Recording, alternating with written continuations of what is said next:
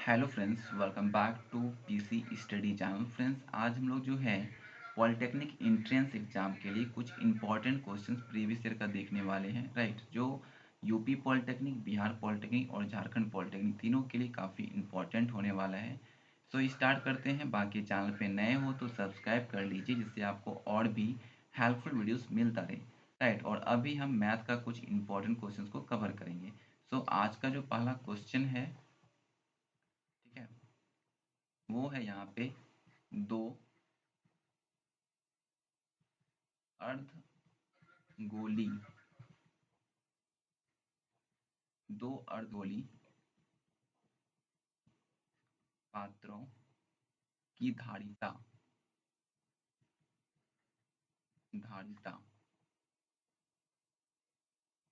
6.4 litre और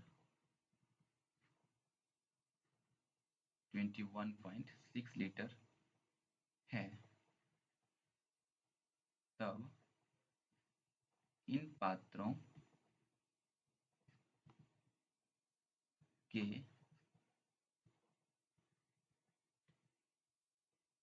वक्र पृष्ठों के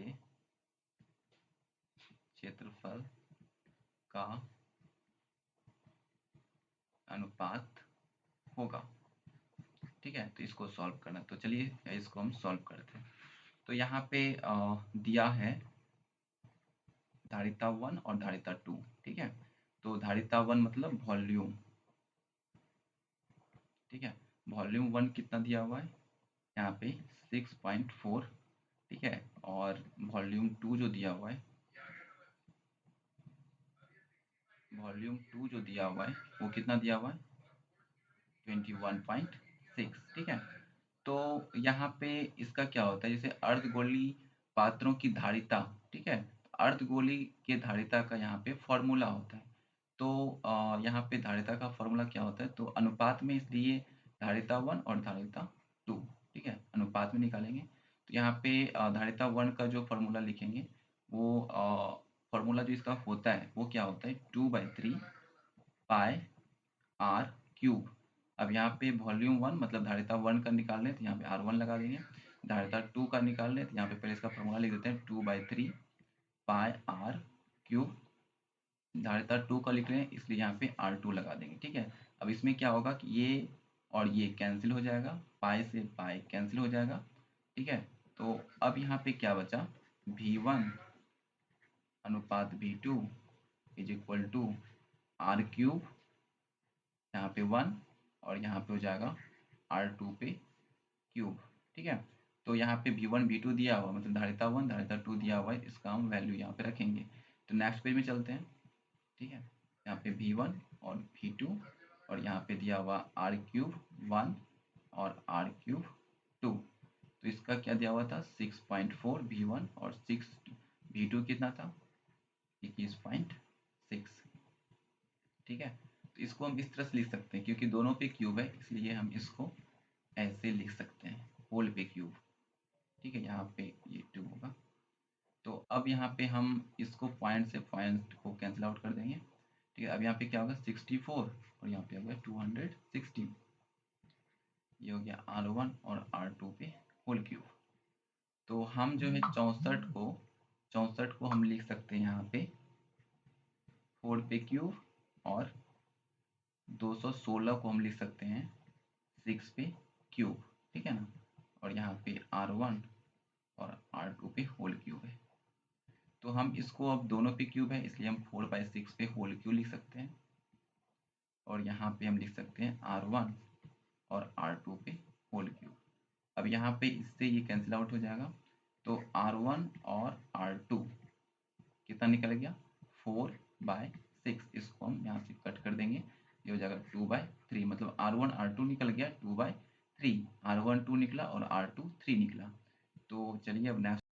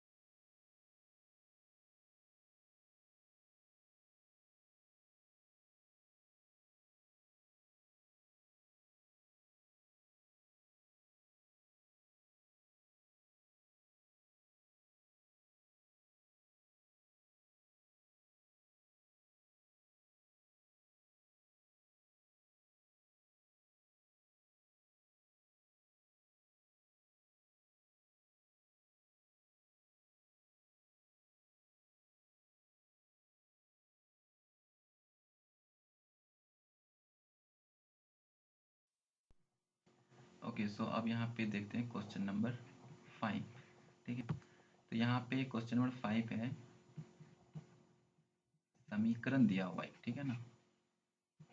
एक समीकरण है 3x² minus kx plus 14 is equal to 0 के मूल जो है यहाँ पे दिया हुआ है 7:6। ठीक है,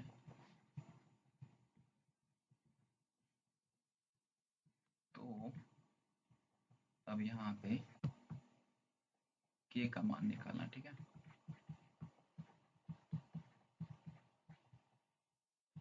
k का मान है क्या है ये बताना। ठीक है, तो चलिए इसको हम सॉल्व करते हैं। तो आपको पता होगा कि मूलों का जो है योगफल और गुणनफल फॉर्मूला होता है इसका। ठीक है, तो यहाँ पे जो है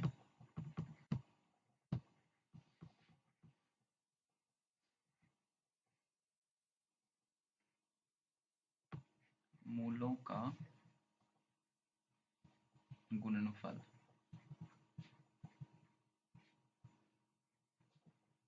मूलों का गुणनफल होता है C/A। ठीक है, तो ये जो आपको दिख रहा है ना, ये A है और ये B है और ये C है। ठीक है ना, तो अब यहाँ पे मूल यहाँ पे दिया हुआ है, मूल यहाँ पे 7 और 6 ये अनुपात में दिया हुआ है, और यहाँ पे बोल रहा है मूलों का गुणनफल। तो यहाँ पे 7 अल्फा लिखेंगे, गुना का चिन्ह है, और यहाँ पे 7 6 अल्फा लिखेंगे। ठीक है, और यहाँ पे लिखेंगे C/A। C का मान कितना है यहाँ पे, C का मान यहाँ पे है 14, तो हम यहाँ पे लिखेंगे 14, और यहाँ पे A का मान कितना है 3 है, तो यहाँ पे 3 लिखेंगे, और अब इसको मल्टीप्लाई कर देंगे तो 6 सत्ते कितना होता है 42 होता है। ठीक है, तो 42 और अल्फा गुना अल्फा क्या हो जाएगा, अल्फा स्क्वायर। ठीक है ना, तो अब यहाँ पे क्या होगा 14 डिवाइडेड बाय 3। ठीक है, अब इसको नेक्स्ट पेज में हम कवर करते हैं। यहाँ पे था 42 अल्फा स्क्वायर, और यहाँ पे 14 डिवाइडेड बाय 3। तो अब ये गुना में है। ठीक है, तो हम इसको जब इस पार लाएंगे बराबर के इस पार, तो भाग में आ जाएगा। ठीक है, नीचे आ जाएगा। तो यहाँ पे हम अल्फा स्क्वायर को रहने देते हैं, और यहाँ पे 14/3, और ये क्या हो जाएगा, गुना में है तो भाग में आएगा, मतलब नीचे आएगा ये। ठीक है, 42 नीचे आ जाएगा, और यहाँ पे 14 था मतलब 14 था, यहाँ पे अल्फा स्क्वायर है। ठीक है, तो अब यहाँ पे क्या होगा, इसको हम कट कर देंगे। 14 के टेबल में ये 42 आता है, तो 3 बार में ये कैंसिल आउट हो जाएगा। ठीक है, तो अब यहाँ पे ऊपर हो गया 1, और यहाँ पे ये कट के 3 हो गया। ठीक है, 3 गुने 3 कितना होता है 9, तो यहाँ पे अल्फा स्क्वायर इक्वल टू कितना निकल गया, यहाँ पे 9 निकल गया। ठीक है, और जब हम अल्फा स्क्वायर को उस पार लेके जाएंगे तो ये रूट में आ जाएगा इसे करके। ठीक है, 1/9। ठीक है, तो यहाँ पे अल्फा इक्वल टू अब क्या हो जाएगा, जब रूट से बाहर को निकालेंगे 9 को तो 3 हो जाएगा। ठीक है, और 1 ऊपर पे तो 1 लिखेंगे 1/3, तो अल्फा का मान कितना निकल गया 1/3। ठीक है, अब यहाँ पे मूलों का गुणनफल देख लीजिए, अब मूलों का योगफल लिखेंगे। ठीक है, तो मूलों का योगफल,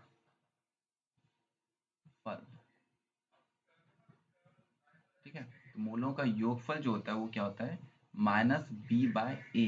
ठीक है, तो चलिए इसको हम यहाँ पे सॉल्व करते हैं।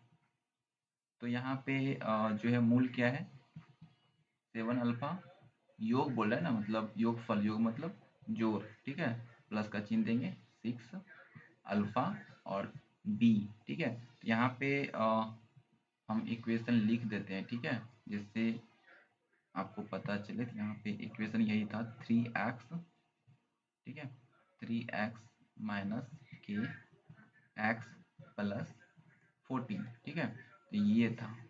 तो यहाँ पे b क्या हो जाएगा, b ये हो जाएगा। ठीक है, और a ये हो जाएगा। तो इसको हम पहले जोड़ देते हैं, तो यहाँ पे क्या हो जाएगा 13 alpha is equal to b. B क्या है -x है, बी क्या है -x है, तो इसमें ऑलरेडी माइनस है, इसको हम बाहर करते हैं, और -x, ये बी का मान हो गया -x। ठीक है, और ए कितना है 3 है, तो हम यहाँ पे लिखेंगे 3। तो अब क्या होगा यहाँ पे, अब यहाँ पे हो जाएगा अल्फा, ये गुना में है ना, उधर लेके जाएंगे तो क्या हो जाएगा नीचे आ जाएगा, ठीक है। तो पहले इसको कर लेते हैं, माइनस गुना माइनस प्लस होता है, यहाँ पे सिर्फ के हो जाएगा, k/3, और ये जो है ये नीचे आ जाएगा, ठीक है। एक मिनट, इसको यहाँ पे लिखने का कोई मतलब नहीं है, इसको मिटा देते हैं यहाँ से, ठीक है, यहाँ से मिटा दिए, ठीक है। एक मिनट, ठीक है। तो यहाँ पे ये दोनों को जोड़े थे 13 हुआ था, 13 मानो कि यहाँ पे आया। एक मिनट, ऐसे आपको समझ में नहीं आएगा, ठीक है। एक स्टेप छूट गया तो उसको कवर कर ही लेते हैं। 13 अल्फा, ठीक है, दोनों को जोड़ने के बाद, और ये माइनस और माइनस क्या होगा, प्लस, तो प्लस के आ गया और 3। अब क्या करेंगे, ये गुना में है ना, तो इसको इधर लेके आएंगे, नीचे आ जाएगा, ठीक है। तो alpha is equal to k/3, और 13 जब गुना में है तो इधर आके भाग में आएगा, तो मतलब 3 इसके नीचे आ जाएगा, ठीक है। तो यहाँ पे 3 गुने 13 लिख देंगे, ठीक है, के नीचे आ गया 13। तो अब यहाँ पे क्या हो जाएगा, अल्फा का मान कितना निकल गया, के, और 13 को 3 से गुना करेंगे, 13 को 3 से गुना करेंगे कितना होगा, 39 हो जाएगा, ठीक है। तो मतलब यहाँ पे कितना निकल गया, यहाँ पे निकल गया आपका k/39, ठीक है।